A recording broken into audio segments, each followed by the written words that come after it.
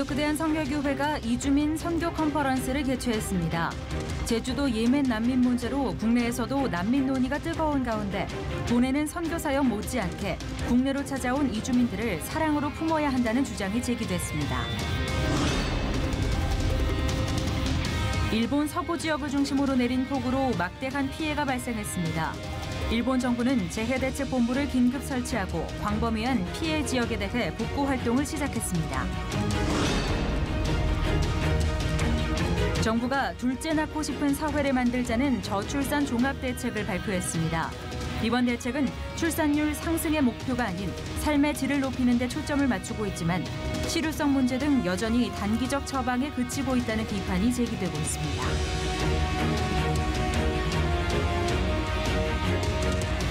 여러분 안녕하십니까? 일본이 물폭탄으로 큰 피해를 입었을 때 아베 총리의 처신이 구설수에 오르는가 하면 우리나라는 한 장관의 여성 비하 발언으로 장관 해임 국민청원까지 등장했습니다.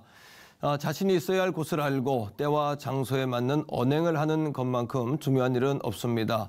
무엇보다 입술에 파수꾼을 세워 해야 할 말을 분별하는 지혜, 우리 모두에게도 반드시 필요하겠습니다. 제주도의 예멘 난민의 대거 유입으로 난민 문제가 한국 사회의 뜨거운 쟁점이 되고 있습니다. 200만 이주민 시대에 접어든 지금 교회는 난민과 이주민들을 사랑으로 품어 세계 선교에 앞장서야 한다는 목소리가 높아지고 있습니다. 보도에 김보림 기자입니다. 예멘인 난민 500여 명이 제주에 입국해 난민 수용에 대한 찬반 논란이 지속되고 있는 가운데 그리스도의 사랑으로 난민과 이주민들을 품어야 한다는 주장이 제기됐습니다. 한국기독교교회협의회 정의평화위원회 최형목 부위원장은 난민을 대하는 그리스도의 역할에 대해 교회는 자국민이 아닌 이들에게까지 인권 존중을 실현해내야 한다고 강조했습니다. 그리스도의 복음이 비시민권자에게 적용되지 않는다면 과연 우리가 그걸 진정한 복음이라고 할 수 있겠는가? 최 부위원장은 이어 성서는 기본적으로 자기 삶의 근거지를 벗어나 떠돌던 거류민을 위하고 있다며 성서의 신앙 세계를 형성한 사람들의 정황을 반영한 것을 교회가 인식해야 한다고 덧붙였습니다. 이 가운데 난민과 이주민을 사랑으로 품고 이웃이 되는 것을 넘어 한국교회 전체가 이주자 선교를 통해 세계 선교를 이끌어내자는 주장도 이어졌습니다. 한국 외국인 선교회 대표 전철한 선교사는 자발적으로 온 외국인에게 복음을 전해 그들을 예수 그리스도의 제자가 되게 이끌며 다시 자신들의 모국으로 역파송돼 세계 선교를 실행하자고 설명했습니다. 여기서 전도받고 간 사람들이 돌아가서 자기 가족을 전도할 수 있고 이웃에게 전도해서 그 지역에 교회도 개척하고 또 선교하는 일이 되기 때문에 엄청난 효과가 있어요. 여기에서 대학 유학생들, 노동자들, 다문화 가정 이런 사람들을 선교하면은 그들이 선교의 도구가 되는 거예요. 한국에 들어온 이주민 수가 200만 명을 도래하며 난민과 이주민에 대한 사회적 태도는 점점 더 높아지고 있는 가운데 아직까지 충분한 대비책은 마련되지 않는 상황. 한국교회가 난민과 이주민을 향한 대안 모색에 앞장서야 할 때입니다. C채널 뉴스 김보림입니다. 대한예수교 장로회 대표 신학교인 장로회 신학대학교를 둘러싼 동성애 옹호 논란이 좀처럼 수그러들지 않고 있는데요. 교단 소속 목회자들과 장로들은 동성애의 실체를 알리는 메시지 선포와 서명운동 등을 통해 교회와 신학교까지 파고드는 동성애에 대해 강력하게 저항하고 있습니다. 김효정 기자가 보도합니다. 지난 7월 4일부터 6일까지 경주에서 열린 예장통합 전국 장로수련회에서 포항 기쁨의 교회 박진성 목사는 우리가 가야 할 곳은 예수 그리스도의 거룩한 나라며 그곳 백성인 성도는 정체성을 분명히 해야 한다는 메시지를 전했습니다. 성윤리와 제도, 법을 앞세워 교회를 해체하려는 영적인 공격이 극에 달하는 위기의 시대. 성령 충만하여 분별력 있는 인생을 살아야 한다는 겁니다. 박 목사는 가장 위협적인 공격으로 성윤리 문제를 꼽으며 포도원을 허무는 작은 여우의 실체를 모른 채 안이한 모습으로 대응할 때 한국 교회도 동성애로 인해 급속히 무너진 유럽 교회의 뒤를 따르게 될 것이라고 경고했습니다. 훨씬 더 교활해요. 멀쩡하게 세워놓고 속을 다 파먹는, 영혼과 정신을 다 파먹는 거예요. 그중에 가장 정교하게 개발된 것이 바로 젠더 이데올로지입니다. 전 한국교회가 이 이슈를 심각하게 신학적으로, 법적으로, 제도적으로 다루어야 될 것입니다. 구라파의 이 부분에 대해서 뻥 뚫려 작은 여우떼들에게 허물어졌을 때에 교회가 어떻게 신속하게 무너지는지 보시란 말입니다. 박진성 목사는 이어 한국교회가 서구 신학을 모델로 삼는 것에서 벗어나 다시금 회개하고 전지전능하신 하나님만 의지해 새롭고 위대한 감격을 맞이해야 한다고 강조했습니다. 예장통합 동성애대책위원장이기도 한 여수은파교회 고만호 목사는 동성애 사상이 가진 이단성을 언급했습니다. 고 목사는 동성애 사상은 남자와 여자를 창조하신 하나님의 창조를 부정하고 동성애가 죄임을 인정하지 않음으로써 죄를 속량하기 위해 오신 예수님의 보혈을 부정하며 그로 인해 성령을 소멸시키는 결과를 초래하게 된다고 설명했습니다. 고만호 목사는 동성애 사상이 한국교회에 침투한 배경으로 분별 없는 서구 신학과의 교류, 신학교에서의 잘못된 가르침을 꼽으며 말씀에 의지해 목숨을 걸고 제단을 쌓았던 엘리야의 기도가 재현돼야 한다고 강조했습니다. 그래서 결국 동성애 사상은 하나님의 창조를 부정하고 예수님의 보혈을 무효화시키고 성령을 소멸시키는 것인데 성경의 핵심을 이루고 있는 바로 삼위일체를 부정하고 있지 않냐 하는 것입니다. 어떤 이단도 삼위일체한 부분을 부정하거나 왜곡할지 창조와 구속과 성령의 역사를 전면적으로 부정하는 그런 이단은 없는 것입니다. 고 목사는 이어 용어 구분 역시 보다 분명히 할 필요가 있다며 동성애는 죄, 동성애자는 우리 모두와 같은 죄인으로 구원이 필요한 이들로 받아들이는 동시에 동성애 사상은 교회를 무너뜨리는 이단이라는 생각으로 단호히 배격해야 한다고 덧붙였습니다.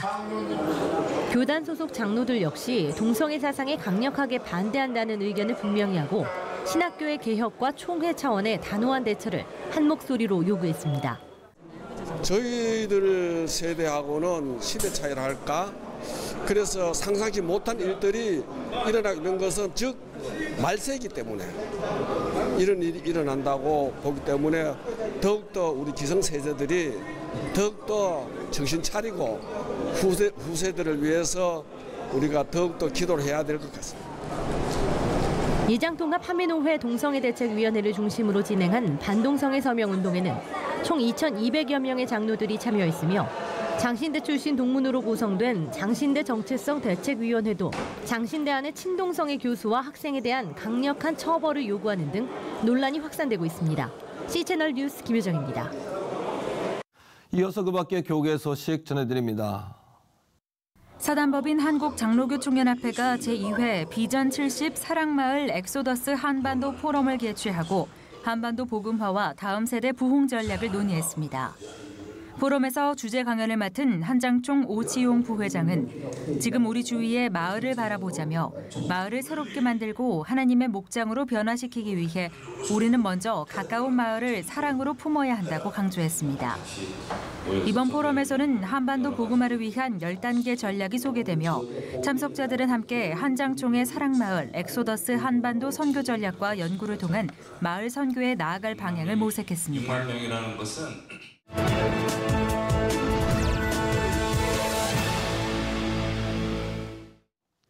일본의 태풍으로 엄청난 비가 내렸습니다. 많은 지역이 피해를 입어 어려움을 겪고 있는데요.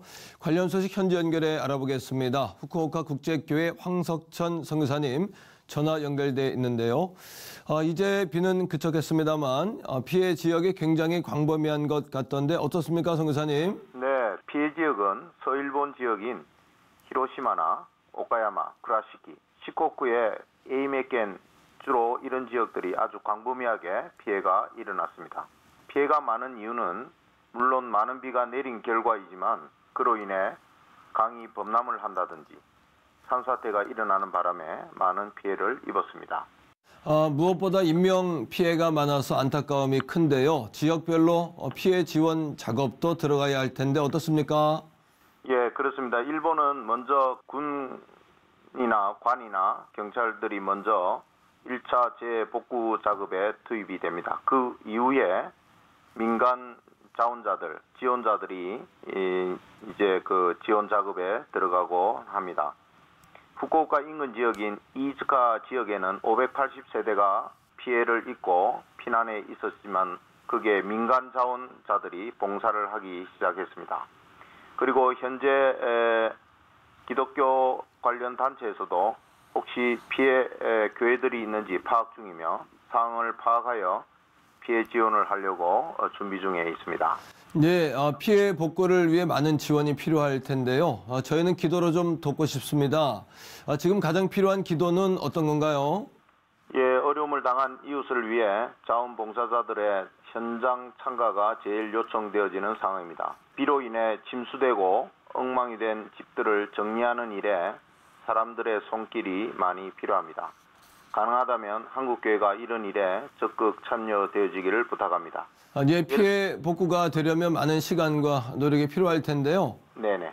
저희도 성교사님 기도하고 계속해서 관심을 갖고 기도하도록 하겠습니다. 네네. 예, 성교사님 오늘 말씀 감사합니다. 네, 감사합니다.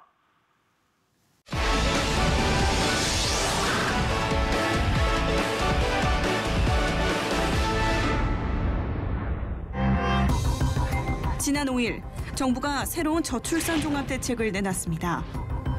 종전에 제시된 출산 장려책과는 다르게 삶의 질을 높이는 데 방점이 찍힌 내용이지만 생색내기용이라는 지적도 쏟아지고 있는데요. 저출산 문제의 근본적인 해결 방법은 무엇일지 하나님의 법, 세상의 법에서 알아봅니다. 하나님의 법, 세상의 법, 이재만 변호사님 나오셨습니다. 변호사님 안녕하세요. 네, 안녕하세요. 정부가 이제 근본에 새로운 저출산에 대한 대책을 내놓았죠. 네. 내용부터 좀 소개해 주시면 좋겠습니다. 네, 사실 이제 저출산 대책이 굉장히 화급한 일이죠. 그렇죠. 이제 예. 현재와 같은 상태가 계속 지속된다면 이 저출산이 너무 심각해서 한 300년 후에는 우리나라 인구가 한 5만 명으로 줄 거라는 이런 통계까지 나와 있습니다. 그렇군요. 그래서 이제 국가 발전을 위해서도 저출산 대책이 필요한데 네. 그동안 이제 재정 지원을 굉장히 많이 했는데도 이제 저출산 대책이 실패로 끝났죠. 네, 예. 그래서 이번에 내놓은 대책은 패러다임을 바꿨습니다. 재정 규모의 지원이 아니라 저녁이 있는 삶, 일가정 양립, 또 흔히 말하는 워라벨, 네. 일과 또 이 삶과의 어떤 균형을 위해서 질 좋은 삶을 위한 쪽으로 패러다임을 바꿨죠. 근데 이제 이런 패러다임을 바꾼데도 불구하고 가장 중요한 것은 역시 출산을 할 수 있는 환경을 만들어주는 겁니다. 그렇죠. 맞습니다. 출산을 할 수 있는 이제 환경에 대해서는 결국 구체적인 대안은 없고 결국 총론적으로만 바뀐 것이 아니냐 이런 이제 비판이 있는 것이죠. 그렇군요. 언제나 그렇듯이 사실은 이제 실효성이 있겠느냐 뭐 그런 이야기인데요. 네. 이제 정치권에서도 아마 비판이 쏟아진 것 같은데 내용 좀 소개해 주시죠. 결국 이제 일과 가정이 양립되고 저녁이 있는 삶, 정말 그 삶의 질, 그 출산과 육아를 담당하는 2040 세대들, 이 세대들의 삶의 짐을 높인다는 점에 대해서는 아주 호평을 받고는 있는데 그럼 구체적인 대책이 뭐냐에 대해서 들어가면 그 강론적인 부분에서 구체성이 없다는 것이죠. 지금 저출산 대책에서 제일 중요한 것은 사실은 주거비도 필요하고 양육비도 다 필요하지만 네. 가장 필요한 것은 주거나 양육 이런 비용을 감당하기 위해서는 이 주부들이 직장이 있어야 됩니다. 그렇죠, 지금은 맞벌이 부부가 돼야 이거 일을 할 수 있는데 그렇죠. 예. 직장이 지금 없는 겁니다. 그리고 직장이 있다고 하더라도 일자리가 적으니까 이제 직장 취업하기도 어렵지만 취업을 한다 하더라도 출산할 때가 되면 사회 분위기상 결국은 퇴직을 하게 되고 또 퇴직해서 경력이 단절되면 다시 자기 자리로 찾아간다는 것이 상당히 어렵습니다. 그렇기 때문에 출산을 기피하는 것이 지금 상당히 만연되어 있기 때문에 한 명 낳은 이후에 둘을 낳을 때는 거의 불가능하다고 생각합니다. 못 키운다고. 네. 그래서 이런 분위기가 다 바뀌어져야 됩니다. 그렇군요. 그래서 그런지 젊은 신혼부부들이나 맞벌이 부부들 입장에서는 이번 어떤 대책이 좀 시큰둥한 것 같은 그런 느낌이 있습니다. 네, 그렇죠. 아무래도 이번에는 종합 세트, 선물 종합 세트 같은 이런 여러 가지는 나와 있지만 사실은 그것이 단기 대책이라는 겁니다. 그러니까 장기적인 대책으로 이 제일 중요한 건 역시 분위기죠. 그렇죠. 사회 분위기가 예전에는 이제 뭐 아이를 낳으면 큰 애가 작은 애를 키우고 작은 애가 또 애를 키우다 이런 분위기도 있어서 사실은 키웠지만 지금은 그게 안 되지 않습니까? 그렇죠. 그러다 보니까 결국 아이를 아주 키울 수 있는 분위기. 그러니까 아이를 그냥 주부한테만 다 맡겨서는 안 되고 아버지도 같이 키워야 되고 또 그 가정에만 맡겨서도 안 되고 사회가 아이를 키우고 나아가서는 아이는 사회가 키우고 국가가 키운다. 이런 분위기까지도 사회 환경이 돼야만 첫째 아이를 낳고 둘째 아이를 낳고 그렇죠. 셋째 아이를 낳는데 맞습니다. 불안감이 없는 것이죠. 난임에 대한 어떤 지원도 미약하다. 그렇죠. 그것도 이제 보험 정도만 되고 있으니까. 그러니까요. 예. 구체적으로 보험 처리만 해준다는 것이지 구체적인 지원책이 없으니까 그런 점에 대해서도 불만이 있는 것이죠. 그렇군요. 그럼에도 불구하고 사실 육아 양육의 가장 큰 비중은 주거 문제인데 그래서 희망, 신혼, 타운 그런 아마 주거 대책들이 나온 것 같은데요. 청와대 국민청원 게시판에 보면은 이것에 반대하는 의견도 많다. 그런 이야기가 있습니다. 그러니까 이제 신혼 희망 타운은 이제 말 그대로 신혼 부부들을 위해서 이제 결국 주거 문제 해결하기 위해서 한 것이죠.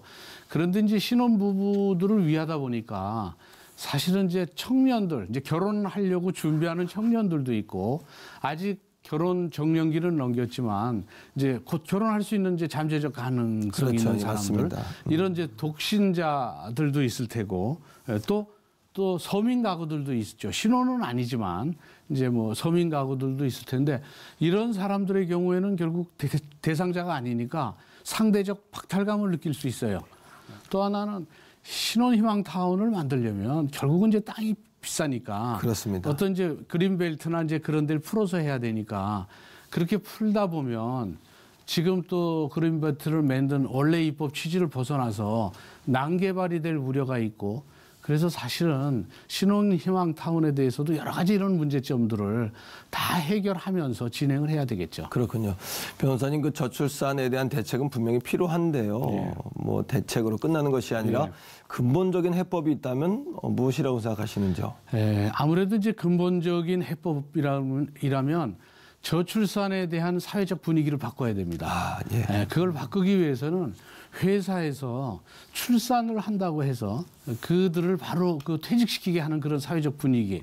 가령 이제 임신을 하게 되면 어쩔 수 없이 그 사람이 해야 될 일을 다른 사람이 맡아서 해야 됩니다. 그러니까 5명이 해야 될 일을 그 중에 한 사람이 이제 출산 휴가를 간다든지 육아 휴가를 가면 5이 해야 될 일을 4이서 해야 되니까 이제 굉장히 미안한 거죠. 그리고 이제 그 안에 있는 사람들은 이제 그 점에 대해서 불만이 있을 수 있지만 사회적으로 이 아이들은 우리의 미래다. 맞습니다. 이 저출산이 되면 우리나라의 인구가 300년 후에는 수만 명으로 주는데 그러니까요. 이 일을 갖고 있는 것을 불안해하지 말고 우리 미래를 위해서 이 아이 양육도 사실은 미래를 위한 일이니까 이런 점에 대해서 이해를 하고 또 회사에서도 또 이제 양육에 대해서는 육아휴가 같은 걸 굉장히 눈치를 보고 못 가지 않습니까? 그걸 가라고 장려하고 또 심지어는 아빠 휴가도 있습니다. 아빠한테도 휴가를 가라고 장려하는 정도가 아니라 의무화시켜야 됩니다. 그래서 외국에는 아빠의 날이라는 것도 있거든요. 그렇군요. 그래서 취업에 대해서 일자리 창출을 하는 것이 아주 중요하니까 기업에 대해서 기업 친화적인 그런 정책도 필요하죠. 그렇군요. 말씀을 들으면 생각나는 게 저출산 문제를 너무 경제적인 문제로만 풀려고 하는 게 아닌가. 좀 그런 좀 안타까운 마음이 들고요. 생명 또 가정이라는 어떤 그 사명으로 봐야 되지 않겠나. 또 이것은 어떤 개인의 문제가 아니라 국가적인 문제가 아닌가라는 생각이 들고 하나님께서도 사람을 지으신 후에 첫 번째 사명이 생육이었거든요. 생육, 번성, 충만, 정복, 다스림 5가지의 우리에게 축복과 사명을 주셨는데 좀 예수 믿는 우리 그리스도인들부터 이 저출산 문제에 대해서 관심을 갖고 또 힘써야 되는 거 아니겠나 또 이런 생각도 하게 되네요. 그렇죠. 결국은 이제 그 욕구의 5단계 설이라는 그 어떤 학자의 견해에 의하면 제일 기본적인 욕구는 이제 결국은 이제 의식주죠. 이제 그 부분이 이제 해결이 돼야 되니까 이제 취업 문제라든지 일자리 창출이 이제 가장 기본적인 것이고요. 이제 그 다음 단계의 인간의 이제 욕망이라는 것은 이제 자기 개발도 있고 이제 여러 가지가 있습니다. 그래서 2번째 단계, 3번째 단계로 이제 넘어가서 저출산 대책에 대한 어떤 그 고차원적인 단계는 이 마가복음 3장 25절에도 한 가정이 갈라져서 싸우면 그 가정이 버티지 못할 것이다 이런 말이 있습니다. 그러니까 그 가정에서 어떤 이제 효도라든지 어른에 대한 공경 이걸 보면 아이들도 이제 그런 공경하는 것을 보고 맞습니다. 이제 그러다 보면 이제 그 가정서부터 결국 국가적으로 이제 계속 발전이 이제 나가겠죠. 그래서 집안에서 출산을 하는 것을 가정의 축복뿐만이 아니라 사회에서도 축복으로 생각하고 아이를 하나 낳았을 때 가정에서도 축복해주고 또 할머니, 할아버지도 축복해주고 물론 가정에서 다 축복해주죠. 근데 이제 둘째를 낳았을 때도 가정에서도 축복해줄 뿐만 아니라 주변 사회에서도 정말 축복되는 그래서 출산이 진정한 기쁨으로 받아들여지는 맞습니다. 그런 이제 사회가 되면 그러면 출산하는데 불안감을 갖지는 않죠. 그렇죠. 근데 지금 출산을 하게 되면 둘째쯤 나면 첫애야 뭐 대부분 출산을 한다고 치더라도 둘째를 낳으면 아니 어떻게 키우려고 또 셋째를 낳으면 거의 놀랍니다. 셋째를 키운다면 본인들 인생은 없다. 사회적 분위기 참 중요하네요. 그렇죠. 예전에는 출산을 하게 되면 번성되고 맞습니다. 그래갖고 다 축복해주고 맞아요. 주변에서 다 돌잔치도 하고 막 그러지 않습니까? 그렇죠. 근데 지금 셋째를 낳으면 네, 예. 굉장히 걱정을 하는 사회입니다. 그래서 걱정하는 사회가 출산이 기쁨이 되는 사회로 이 크리스찬들뿐만 아니라 사회에서도 어떤 여러 가지 인센티브를 주고 그런 점에 대한 투자를 해서 결국 그런 사회 분위기를 만드는 것이 저출산의 중요한 대책 중에 하나라고 봅니다. 네, 맞습니다. 사회적 분위기가 참 중요하겠고요. 특히 이제 장기적이면서도 효과적으로 또 근본적이면서도 이것들이 이제 실용적으로 잘 펼쳐질 수 있도록 지혜가 필요할 때다 이런 생각을 해보게 됩니다. 변호사님 오늘 말씀 고맙습니다. 감사합니다.